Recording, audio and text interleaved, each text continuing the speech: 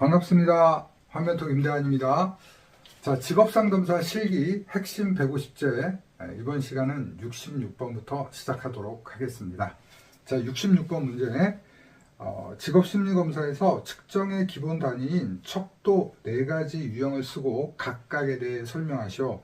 자, 기출 비중 보니까요, 작년에도 나왔어요. 24년도 이외에도 나왔고요. 기출이 03년부터 꽤 기출이 많이 됐어요. 답안은 간단합니다. 그런데 기출이 많이 됐다는 건 그만큼 중요하다는 것이겠죠, 여러분들. 그래서 기출 비중으로 항상 보셔야 돼요. 자, 그래서 우리 척도의 종류를 물어보는 척도. 그래서 스케일을 말한다. 스케일을 말한다. 자, 여러분들이 이제 기본적인 개념을 좀 알고 계셔야 되는데요. 이게 쓰시오 하면은 간단한 거지만 쓰고 설명하시오잖아요. 그래서 척도라는 게 도대체 뭔지 여러분들 좀 이해하면서 보시면 좀 쉽습니다. 척도라는 것은요, 우리가 측정하는 도구예요. 측정 도구를 우리가 척도라고 합니다. 그러면 우리 간단한 거 하나만 얘기해 볼게요. 여러분들이 길이를 알고 싶어요. 길이를 알고 싶으면 뭐가 필요하죠? 네, 맞아요. 자가 필요합니다. 자를 통해서 이것이 10cm, 20cm, 30cm 이렇게 잴 수 있는 거죠. 그래서 척도를 물어보는데 우리가 심리검사할 때 척도로 잴 수 있는 게 수준이 있어요. 높낮이가 있어요. 그걸 뭐라고 한다? 명서등비라고 한다. 명서등비예요. 등비. 자, 그래서 첫 번째가 명명척도예요. 명명척도. 그 다음에 서열척도, 등간척도, 비율척도 또는 비례척도라고도 합니다. 그래서 우리 명서등비 이렇게 암기하시면 됩니다. 자, 그러면 이 척도라는 놈은요, 제가 왜 설명을 드렸냐면 우리가 아까 제가 예를 들어서 길이를 알고 싶다면 자를 쓴다라고 했잖아요. 그렇죠? 이런 심리검사 도구는 반드시 어떤 정보를 알게 돼요. 자, 아까도 길이라는 정보를 우리가 자를 통해서 알 수 있잖아요. 그래서 얘가 알게 되는 정보, 이 정보가 뭐예요? 설명인 거예요, 여러분. 설명하시오 하면 이 정보, 명명척도로 무슨 정보를 알 수 있는지에 대한 거를 쓰는 게 답안이에요. 그 다음에 하나 더, 예시가 있으면 좋겠죠. 예시. 네, 그래서 무엇을 재고 예를 들어 무엇이 명명척도이다 이렇게 하면 완벽한 답안이 되는 겁니다. 어렵지 않아요. 그래서 제가 그냥 문제풀이 그냥 답이 이겁니다 라고만 하지 않고 약간의 설명도 드리는 거예요. 왜? 기억에 오래 남거든요. 여러분들이 이해가 되시면. 자, 그래서 수준별로 제가 나눴다고 했잖아요. 그러니까 가장 먼저 나오는 게 가장 낮은 수준입니다. 네, 그래서 얘는요, 차이 정보만을 가지고 있는 거예요. 차이 정보만을 가지고 있는 것이고요. 예를 들면 우리 등번호 이런 것들, 이름이라든지 성별, 등번호 이런 게 명명척도의 대표적인 예라고 볼 수 있겠죠. 예를 들면 이제 우리 그 야구 선수 중에 류현진 선수가 있습니다. 저도 굉장히 팬인데 류현진 선수의 등번호는 99예요. 99. LA 다저스에서 99였어요. 그러면 이 LA 다저스 선수가 99명이다. 그게 아니에요. 그냥 상징적인 수예요. 그냥 정해놓은 수. 다른 선수와 류현진 선수를 구별하기 위한 수다. 고유의 수다. 이렇게 보시면 되겠습니다. 또 남자와 여자의 구별도 명명척도라고 볼 수 있겠죠. 그 다음에 서열척도는 이 차이 정보뿐 아니라 순서 정보를 가지고 있어요. 순서 정보를 가지고 있는 걸 우리가 서열척도라고 한다. 그래서 이것도 이제 예시를 하나 보면 되겠죠. 석차예요. 석차. 석차. 1등, 2등, 3등, 4등 이게 서열척도의 대표적인 예라고 볼 수 있습니다. 그런데 우리가 요걸 서열척도를 우리가 알아보니까 이런 개념이 생기네요. 명명척도가 가지고 있는 정보는 서열척도도 당연히 가지고 있다. 너무 쉽죠. 그러니까 이거예요. 초등학생이 아는 내용은 중학생은 당연히 안다. 중학생이 아는 내용은 고등학생은 당연히 안다. 그렇게 생각하시면 되겠네요. 맞아요. 등간척도도 가져오는 거예요. 그래서 차이 순서뿐 아니라 등간척도는 등간격 척도를 가지고 있어요. 등간격 정보를 가지고 있는 거예요. 간격이 동일하다라는 등간격 정보를 가지고 있어요. 그래서 이 등간격 정보를 가지고 있는 거에 대표적인 게 뭐냐면 온도계 같은 게 여기에 해당합니다. 온도계. 자, 온도계를 보게 되면 이렇게 돼 있어요, 여러분들. 온도계를 제가 잠깐 그려보면 이렇게 돼 있죠. 그래서 0도, 여기에 이제 10도, 이쯤에 10도 이렇게 돼 있어요. 그래서 온도계는 이제 마이너스 10도죠. 얘는 10도, 마이너스 10도, 마이너스 20도 이런 식으로 간격이 정해져 있는 것을 우리가 등간격 정보라고 해요. 그래서요, 얘는 더하기 빼기가 가능해요. 더하기. 오늘은 3도 더 덥습니다. 오늘은 5도 더 춥습니다. 이런 식으로 기상캐스터가 얘기를 하죠. 그런데 여러분들 여기서 하나, 이거 중요한 개념이라서 요거 하나만 더 이해하고 갈게요. 자, 그럼 여기에서 0은 숫자의 0을 말할까요? 아니에요. 여기서 말하는 0은요, 숫자의 0이라기보다 기준이 되는 숫자라는 거예요. 기준수라고 보시면 돼요. 이게 무슨 얘기를 말하는 거냐? 라면요, 이 0이라는 게 숫자에 만약에 0이라면, 절대 0이라면, 없다라는 뜻이 돼요. 그죠? 자, 1개, 2개, 그죠? 이걸 빼버리면 0개, 그죠? 아무것도 없으면, 제 손에 아무것도 없으면 0이잖아요. 없는 거고, 지금 이 손에는 분필이 하나, 2개잖아요. 그죠? 네. 그래서 이 절대 0점이 없게 되면 우리가 인간의 심리를 측정하는 심리검사로는 적합하지가 않습니다. 그래서 우리가 심리검사를 쓸 때는 어디까지 쓴다? 등간척도까지만 사용한다 이거예요. 절대 0점이라는 것은 이게 없다라는 걸 말하기 때문에 우리가 이거는 있다라는 거예요. 있다라는 거. 그래서 지금 복잡하셨나요? 제가 설명하니까 좀 복잡하게 얘기한 것 같은데 요걸 예를 드시면 여러분 확실하게 알 거예요. 얘는요, 모두 갖고 오죠. 모두 갖고 오면서 비례, 배수의 개념을 가지고 있어요. 그래서요, 얘는 체중계가 돼요. 대표적으로 체중계. 자, 근데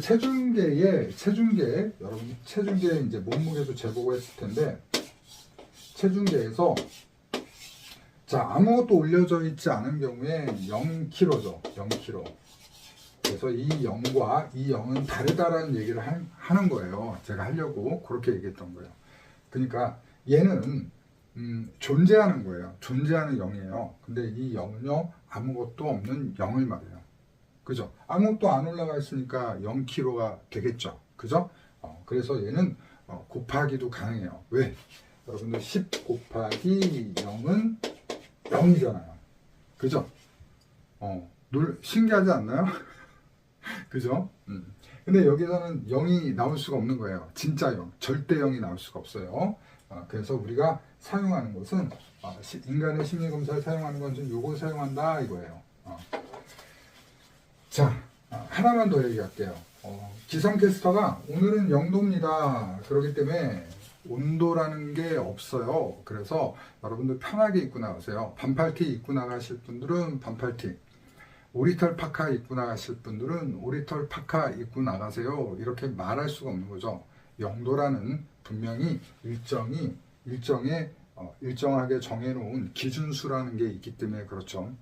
자, 그러면요, 인간은 우리가 모자란다, 적다라고 할 수 있지만 인간은 없다라고는 할 수 없기 때문에 이 등간척도를 사용한다는 걸 여러분들이 기억을 하셔야 돼요. 이게 이제 뒤에 나옵니다. 제가 왜 이런 우리 선생님 왜 이렇게 쓸데없이 설명을 많이 해? 자, 요걸 이해하시면 뒤에도 이해가 더 잘 돼요. 아셨죠? 예를 들어서 인간한테 흥미라는 특성이 있어요. 그런데 흥미가 어때요? 적을 수는 있지만 없을 수는 없다. 그래서 어떤 사람이 수리적 능력이 있어요. 근데 수리적 능력이 모자랄 수는 있지만 적을 수는 있지만 없을 수는 없다. 그래서 보통 인간을 측정하는 심리검사에서는 등간 척도를 우리가 사용한다. 또한 우리가 이제 석차를 얘기했을 때 1등, 2등, 3등, 4등을 얘기할 때는 그 차이를 우리가 알 수 없어요. 1등하고 2등 차이가 엄청나게 벌어질 수도 있죠. 그렇기 때문에 우리가 등간격 정보를 사용하게 되면 어떻게 된다? 일정하게 개인의 점수를 비교할 수 있다는 거예요. 타인의 점수하고. 그렇게 좀 이해하면 좋을 것 같아요. 원래 이게 이제 이론 시간에 해야 되는데, 지금, 이해가 되는 듯 하면서 안 되시는 분들도 있을 거예요. 근데 이론 시간에 해야 되는데, 또 여러분들 또 시간이 없지 않습니까?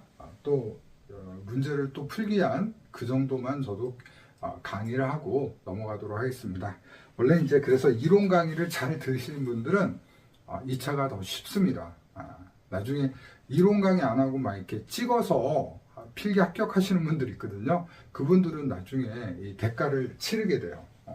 왜? 잘 이해가 안 되거든요. 이해가 안 되니까 암기가 안 되고, 암기가 안 되니까 잘 못 쓰게 되는 거거든요. 자, 그럼 66번 갔으니까 67번 갈게요.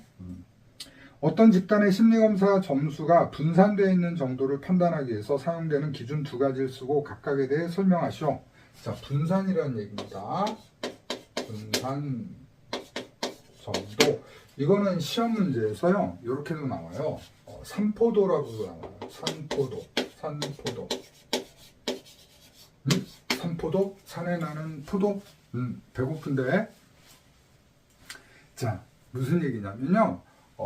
분산은 산포도라고 얘기했는데, 산포도는 퍼져 있다라는 거예요. 점수들이 흩어져 있다, 널려 있다. 이걸 우리가 산포도라고 해요. 쉽게 여러분들 이해하기 위해서는, 배틀그라운드라는 이런 게임이 있어요. 그래서 그 게임을 보시면 처음에 집는 총들이 보통 산탄총이라고 하는데요. 산탄총은 어떻게 되냐면 한번 땅 쏘면 총알이 여러 발 나갑니다. 그래서 총알이 이렇게 산탄적으로 바뀌죠. 그죠? 이걸 바로 우리가 산포도라고 하는 거예요. 그래서 땅 쏘면은 여러 개가 바뀌죠. 마찬가지로 우리가 심리검사를 수행한다고 한다면 한 사람한테만 하는 게 아니라 여러 사람한테 하기 때문에 점수들이 이렇게 흩어진다라는 거예요. 그 개념이에요. 그 개념. 그 개념이 시험 문제로 나오는 겁니다. 자, 그래서 요거는 제가 이렇게 정리를 할게요. 얘는 범위. 이건 제가 뭐 암기 팁 안 만들었는데 그래도 그냥 하죠. 범위하고 그 다음에 표준 편차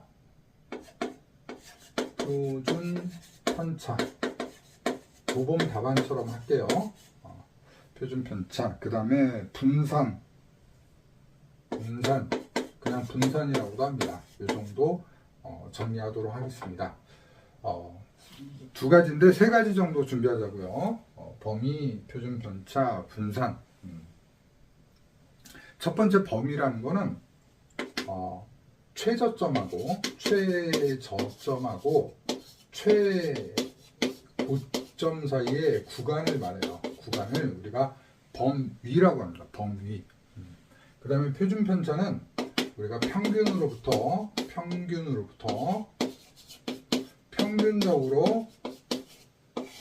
떨어진 정도예요.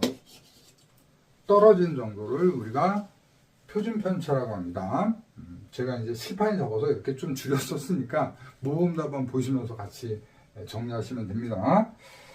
자, 그 다음에 분산은요, 점수들이 각각의 점수들이 흩어진 정도예요. 흩어진 정도. 자, 제가 이렇게 했는데 도대체 이해가 안 갑니다. 그래서 여러분들이 이 파트 공부가 많이 어려운 거예요. 그러니까 이해를 못하는 걸 갖다가 그냥 억지로 외우시는 거죠. 자, 보세요. 자, 제가 앞에 하고 연결해서 얘기를 해볼게요. 결국에 우리 심리검사라는 것은 측정하는 거예요. 여러 사람들의 점수를 측정하는 거잖아요. 그런데 범위라는 거는 최저점을 맞은 사람하고 최고점을 맞은 사람의 어떤 그 구간을 우리가 보는 것을 범위라고 합니다. 범위. 그 다음에 분산은 점수들이 흩어진 정도인데, 이게 떨어진 정도, 흩어진 정도. 지금 말장난하는 것 같은데요? 네, 맞습니다. 말장난하는 거 맞아요. 분산, 아까 산포도라는 거 자체가 뭐예요? 산탄총, 땅 쏘면 팍 퍼지잖아요. 그죠? 그래서 사실 범위나 표준편차나 분산이나 전부 다 흩어져 있다라는 개념을 가져요. 그런데 이거를 여러분들한테 한 줄 쓰기를 해요. 사실은요, 원래는 이건 그 대학의 수학 과목 가셔가지고 뭐 1시간 이상 강의를 들어야 되는 내용이에요. 이 중에 이제 4분위 편차 있는데 4분위 편차만 가지고도 대학교 교수님들은 한 20분에서 30분 정도를 강의를 할 수가 있습니다. 무슨 말인지 아시죠? 그런데 이걸 한 줄 쓰기를 하는 게 우리 시험이에요. 그러니 뭐 어떻게 해요? 편법을 써야죠. 편법을 써요. 그러니까 다 똑같은 얘기예요. 점수들이 떨어진 정도, 점수들이 떨어진 정도, 점수들이 떨어진 정도. 그렇게 쓰면은 출제위원이 틀린 말은 아니지만 괘씸할 거 아닙니까? 채점하시는 분이. 그래서 우리는 약간의 편법을 쓰는 겁니다. 그래서 얘는 평떨, 얘는 흩어진, 이렇게 얘기를 하는 거예요. 이렇게 쓰는 거예요. 그렇게 이해하시면 됩니다. 아셨죠? 그러면 여기서 제가 표준 편차만 조금만 더 설명을 하도록 할게요.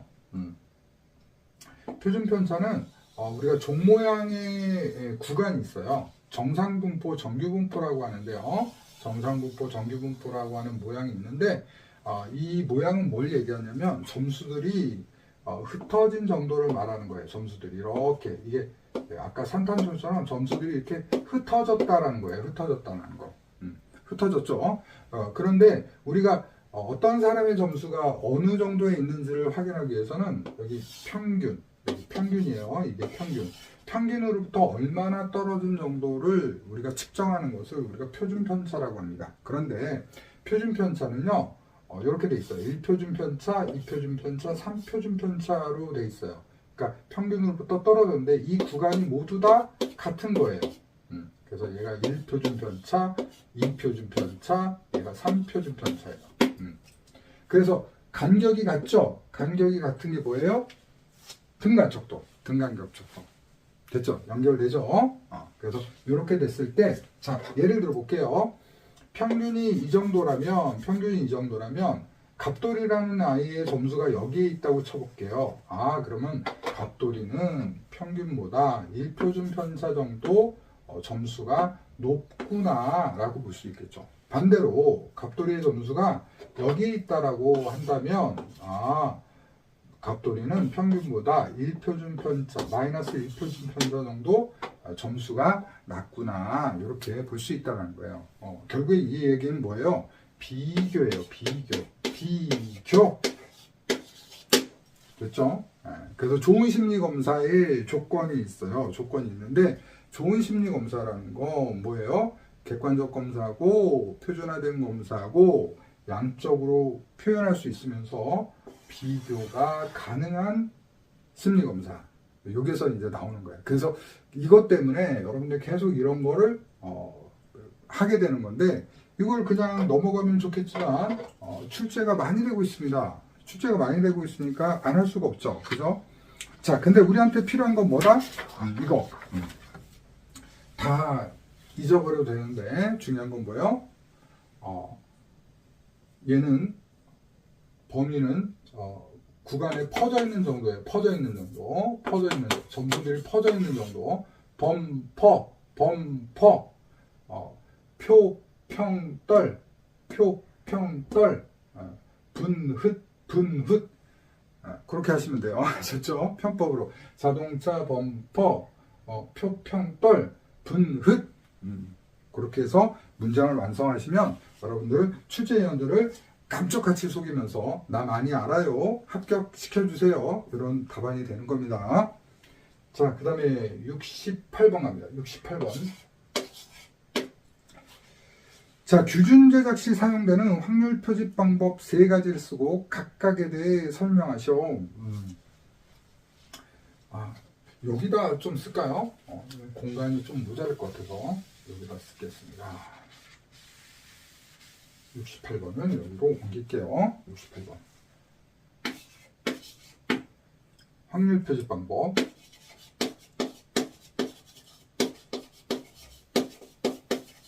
얘는 우리 단층집으로 정리해 볼게요.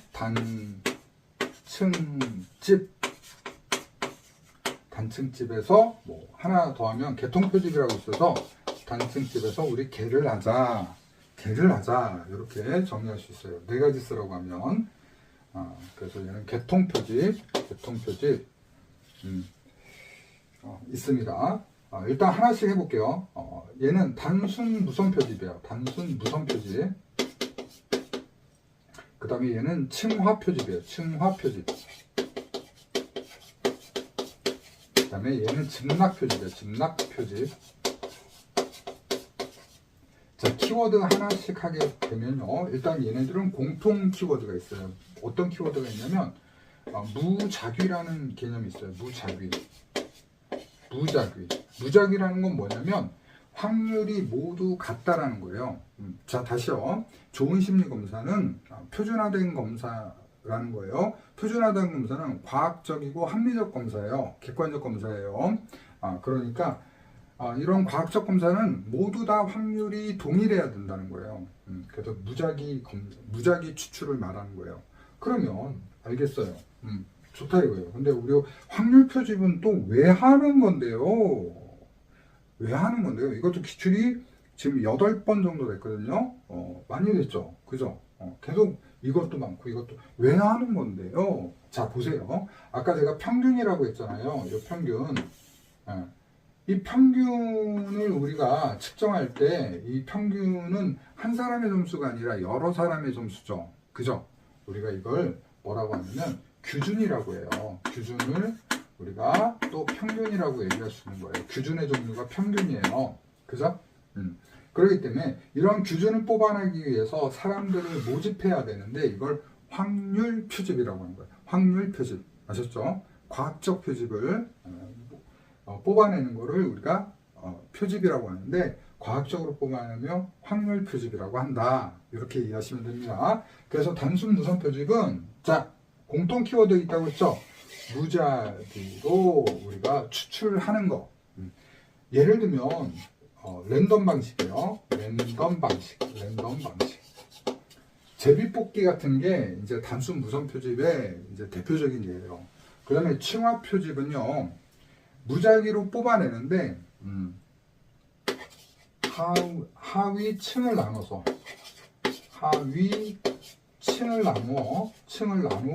무작위로 뽑아내는 거예요. 하위층을 나누어 무작위로 뽑아낸다. 이렇게 하면 문장이 되는 거죠.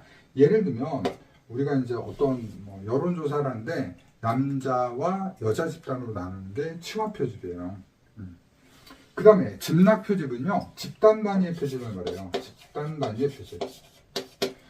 사실 이것도 얘기하려면 너무 길어져요. 그래서 여러분들이 답안 쓸 정도만 제가 강의를 하는 거예요. 자, 집단을 무작위로 뽑는 거예요. 집단을 무작위로 뽑는 거를 우리가 집락 표집이라고 한다. 됐죠? 문장 쓸 정도. 여러분한테 필요한 거는 논문이 아니에요. 딱 한 줄. 시험장 가면 시험지 문제지에 딱 한 줄 써 있단 말이에요. 이 한 줄을 채울 수 있는 문장만 필요하면 된 거예요. 그래서 이렇게 쓰면 되는 거죠. 집락 표집은 집단 단위의 무작위 표집이다. 그러면 합격하십니다. 층화 표집은 하위 집단의 층을 나누어 무작위로 표집을 하는 것이다. 단순 무선 표집은 무작위로 랜덤 방식으로 무작위로 표집을 하는 것이다. 이렇게 하면 됩니다. 됐죠? 그 다음에 이해가 더 늘어나면 여기 있는 모범 답안에 있는 내용들을 조금 더 덧붙여서 쓰시면 돼요. 아셨죠? 가끔 보면 걸음마도 못하는데 뛰려고 하시는 분들 있어요. 안 되겠죠. 그죠? 걸음마부터 하고 그 다음에 조금 더 알았어. 그럼 뛰고 거기다 리듬에 맞춰서 걷고 뭐 이렇게 할 수 있는 거겠죠. 그죠? 자, 그런데요. 이게 23년도 3회 바로 전회차죠. 2회입니다. 2회. 전전회차네요. 전전회차. 작년에 비확률 표집이 나왔어요. 비확률 표집. 자, 제가 비확률 표집은 과학적이라고 했죠? 과학적이라고 했죠? 그러면 반대로 비확률 표집은 과학적이지 않겠죠? 비과학적인 표집을 우리가 비확률 표집이라고 볼 수 있는 거죠. 그럼 어떻게 하면 비과학적일까요? 그렇죠. 무작위로, 이 무작위란 개념은 뭐냐면 공평하다는 뜻이에요. 누구나 뽑힐 수 있는 확률이 있다라는 건데, 비확률은 무작위가 아닌 걸 말해요. 그러니까 내가 편의에 의해서 뽑아내는 거예요. 평균을. 평균 집단을 내가 편의에 의해서 뽑아내는 게 비확률 표집이에요. 그래서 예를 들면 얘는 편의 추출이 있고요. 편의 표집이 있고요. 편의 표집. 그 다음에 또 유의 표집.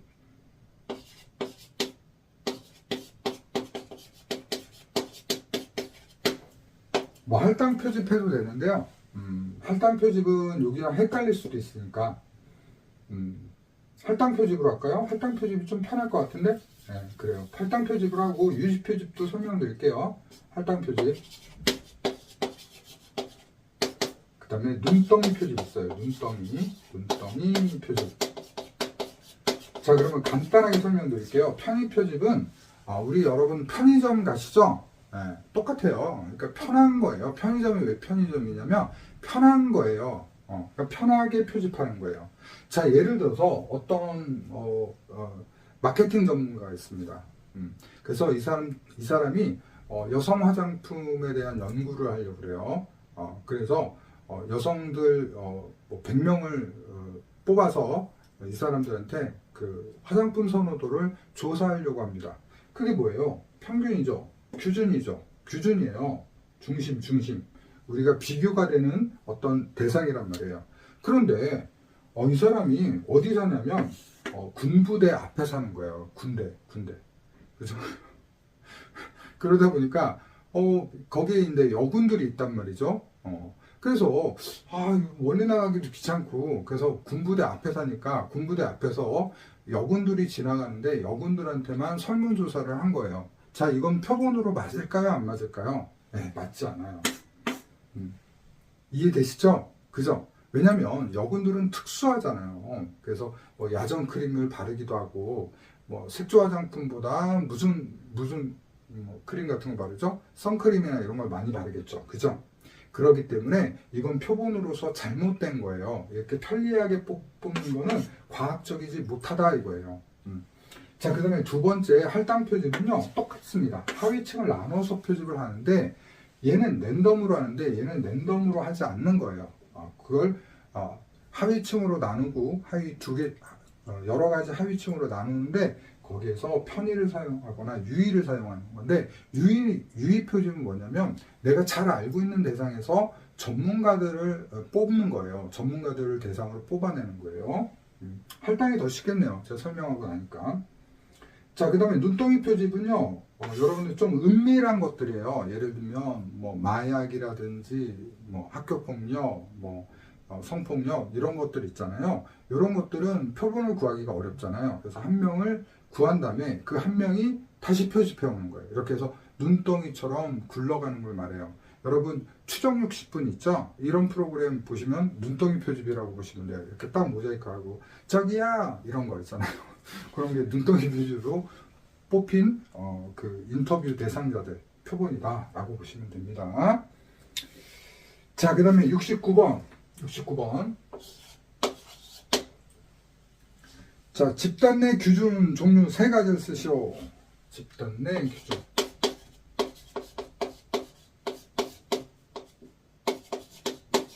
자, 이 69번쯤 되니까 우리가 조금 뭔가 이상한 생각이 들어요. 이게 맞아요. 다 다른 문제 같지만 서로 연관성이 있다라는 거예요. 이해되시죠? 그래서 선생님 왜 여기서 이런 뭐 절대 0점이 뭐시고 짜증이 났는데 이제 알 것 같아요. 선생님 그래서 그랬군요. 예. 자, 일단 암기 팁부터 갑니다. 여러분들 이해도 중요하지만 나중에 남는 게 있어요. 뭐라고요? 범퍼, 표평떨, 분흒, 이게 남아야 돼요. 아셨죠? 남는 건. 우리 집은 단층집. 단층집에서 표지표. 요게 남아야 돼요. 그래서 얘는요, 100점급이에요. 100점급. 100점급이에요. 자, 내가 이제 그 좋아하는 사람을 한번 떠올려 봅시다. 남자친구, 응? 내 친구, 응? 내 동생, 왼수라고요? 왼수가 따로 없다고요? 자, 몇 점이에요? 100점급이죠? 100점급, 100점급, 100점급. 그 다음에 얘는 표준 점수, 표준 등급. 됐죠? 세 가지를 말한다. 이거를 집단 내 규준이라고 한다. 규준이 뭐였죠? 그렇죠. 특정 검사, 예를 들면 갑돌이라는 아이가 있으면 갑돌이의 점수를 비교하기 위한 기준이에요. 기준.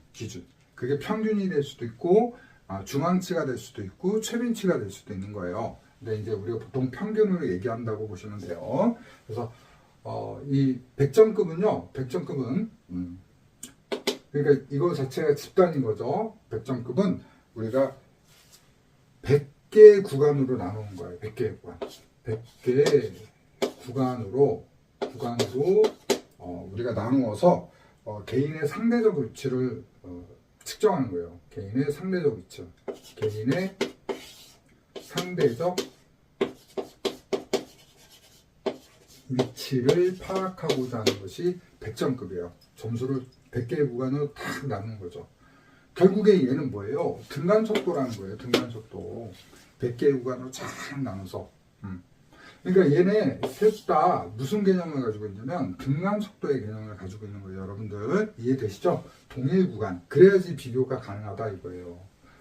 자, 그 다음에 표준 점수는 평균으로부터 떨어져 있는 정도, 떨어져 있는 점수예요.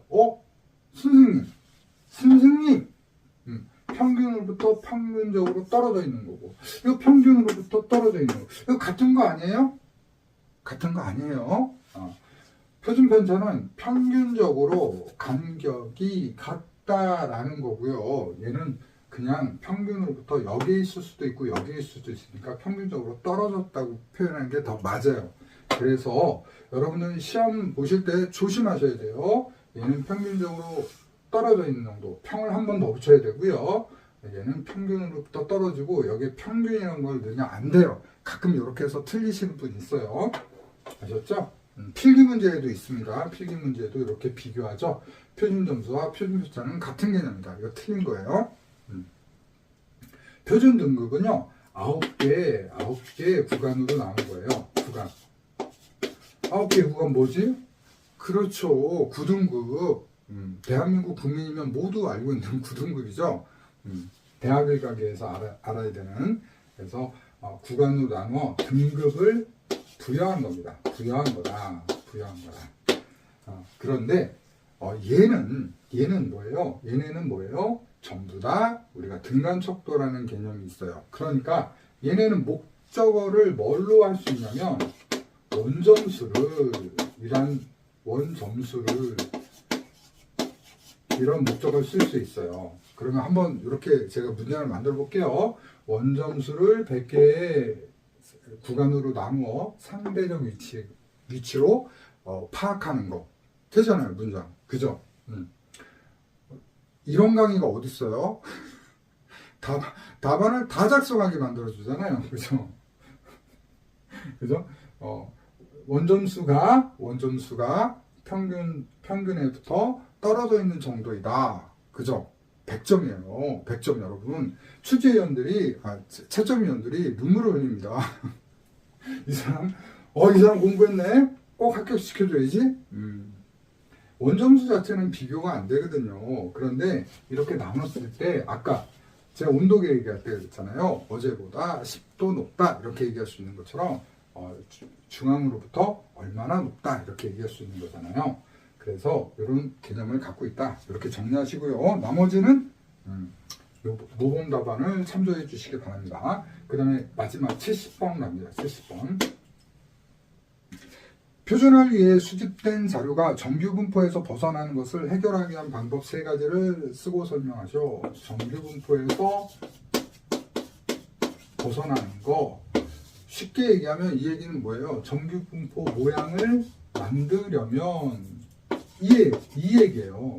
정규 분포의 모양을 만드는 방법은 정규 분포가 뭔데요? 선생님 도대체 뭐예요? 여기에 있잖아요. 요거. 이게 정규 분포예요, 여러분. 그죠? 그래서 이제 좀 마음이 풀리기 시작해요. 저래서 선생님이 저렇게 강의를 했구나. 자, 여러분들 정규 분포는 정상 분포예요. 보통은 우리가 계란을 딱 까면 노른자가 가운데 딱 몰리잖아요.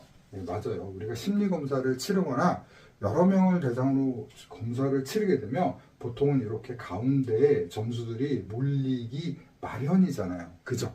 여러분 그렇죠?